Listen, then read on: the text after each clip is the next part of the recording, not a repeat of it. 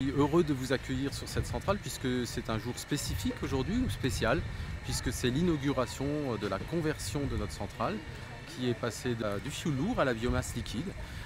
Donc une énergie 100% renouvelable aujourd'hui qui est là pour alimenter le territoire et les besoins de la consommation de tous les Réunionnais. Cette modification, elle a consisté en fait à faire quelques évolutions sur nos moteurs, à changer ce qu'on appelle le cerveau de la centrale, le contrôle-commande, de façon à pouvoir accueillir la biomasse liquide et avoir la même capacité à produire une énergie pilotable qui réponde aux besoins du territoire et qui soit bien entendu avec des enjeux environnementaux gagnants, c'est-à-dire décarbonés, sans soufre et qui soit aujourd'hui, je dirais, dans l'air du temps, c'est-à-dire environnementalement gagnante. Le projet au total, il a duré, je dirais, 2 ans et demi. Alors 2 ans, je dirais, pour la préparation. Et puis en 6 mois, ensuite, on a décliné tout ce qu'on avait préparé pendant 2 ans, de façon à ce qu'aujourd'hui, les 12 moteurs qui constituent cette centrale soient totalement convertis à la biomasse liquide. Elle arrive de France, voilà, par bateau. Environ toutes les 2-3 semaines, on reçoit un bateau de biomasse liquide qui vient alimenter nos cuves. Chacune des cuves fait 13 500 tonnes.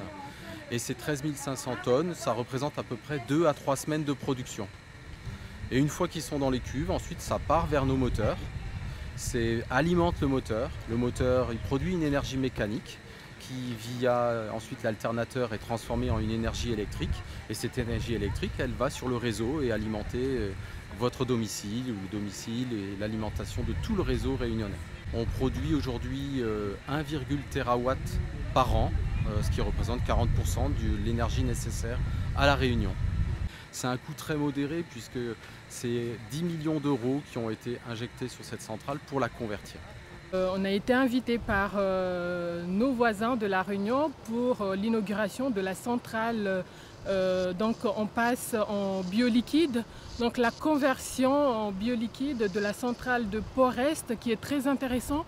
Donc c'est important pour nous aujourd'hui, Mayotte, que je représente ici avec mon directeur, le directeur d'EDM et mon collègue également membre du conseil de surveillance, M. Sidi Nadjaïdi, pour un retour d'expérience parce que le projet également est au niveau de Mayotte et on espère d'ici 4 années convertir également en bioliquide pour l'environnement, pour la santé de tous les Mahorais également, comme l'a réussi La Réunion aujourd'hui.